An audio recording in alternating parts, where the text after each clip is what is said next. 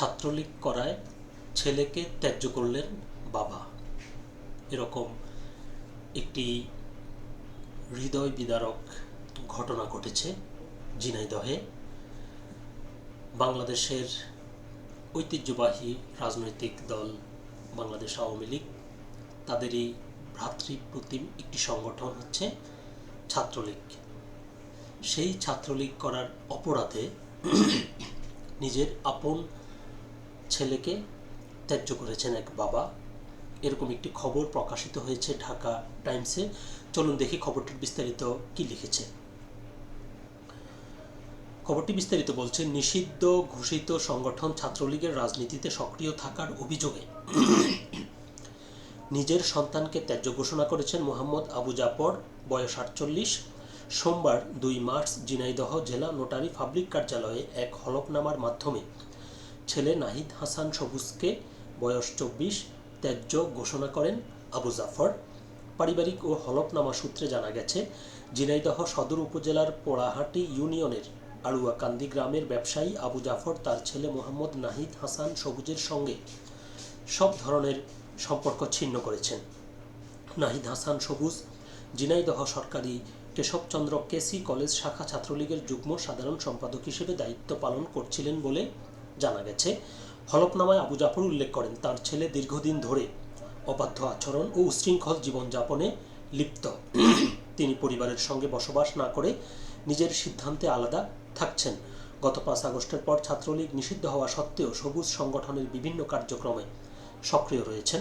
বিশেষ করে গত 21 ফেব্রুয়ারি ঝিনাইদহ জেলা আওয়ামী লীগের পরিত্যক্ত কার্যালয়ে পতাকা উত্তোলনের একটি ভিডিও সামাজিক যোগাযোগ মাধ্যমে ছড়িয়ে পড়ার পর পরিবার চরম বিব্রতকর পরিস্থিতির সম্মুখীন হয়।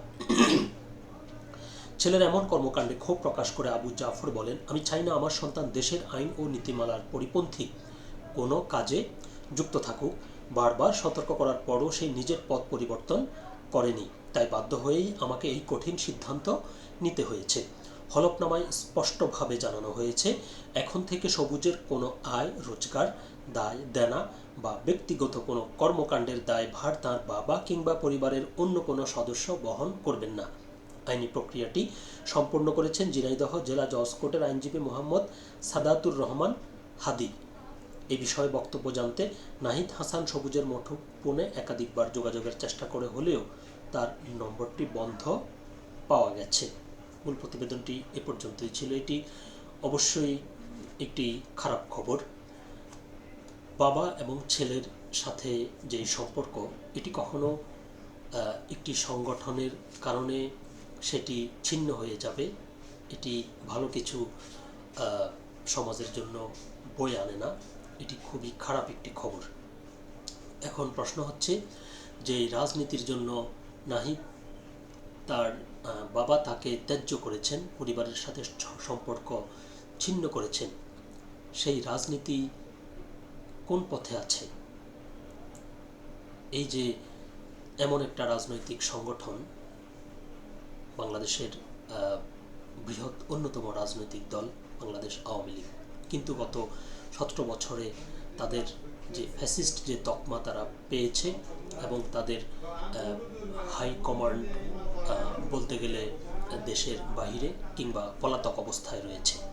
তাহলে এই যে দলের তৃণমূলের এসব নাহিদদের মতো আরও যারা রয়েছে, তাদের এই যে ত্যাগ, এটার বিনিময়ে তাদের যে প্রাণপ্রিয় সংগঠন, সে সংগঠন দেশ কিংবা তাদেরকে কি দিচ্ছে, এটার প্রতিদান তারা কি দিচ্ছে? এই যে এখনও যে আওয়ামী লীগের লোকজন যে ভাষায় তারা কথা বলছে, যে ভাষায় তারা এই ভাষায় কথা বলে তারা কিভাবে ফিরবে, এটি একটি বড় প্রশ্ন। তাদের রাজনীতি কি মানুষকে নিয়ে, মানুষের যে দুঃখ দুর্দশা, কিংবা একটা রাজনৈতিক দল যে মানুষকে নিয়ে রাজনীতি করা, সেটি কি আওয়ামী লীগ করছে? আমি বলবো আওয়ামী লীগ সেটি এখনও করছে না। এই যে তৃণমূলের একটি লোক, সে সারা জীবনের জন্য তার পরিবার থেকে বিচ্ছিন্ন হয়ে গেল, এদের প্রতিদান কি দেবে আওয়ামী লীগ, কীভাবে দেবে? এই প্রশ্নটি আওয়ামী লীগের নেতৃত্ব এবং আওয়ামী লীগের সকল নেতাকর্মীকে নিজেদেরকে করতে হবে। যে সংগঠনের জন্য এরকম হাজার হাজার নাহিদরা আজকে এভাবে ঘর ছাড়া, পরিবার ছাড়া, কর্ম ছাড়া, শিক্ষা ছাড়া ফেরারি জীবন যাপন করছে, তাদের জন্য আওয়ামী লীগের কী বার্তা? আওয়ামী লীগ ফিরলে কার আশা আকাঙ্ক্ষা নিয়ে আওয়ামী লীগ ফিরবে, কী প্রত্যাশা নিয়ে ফিরবে, কী করবে, সেই দিনগুলো আমরা সামনে দেখতে পাবো। সকালে ভালো থাকবেন, সুস্থ থাকবেন।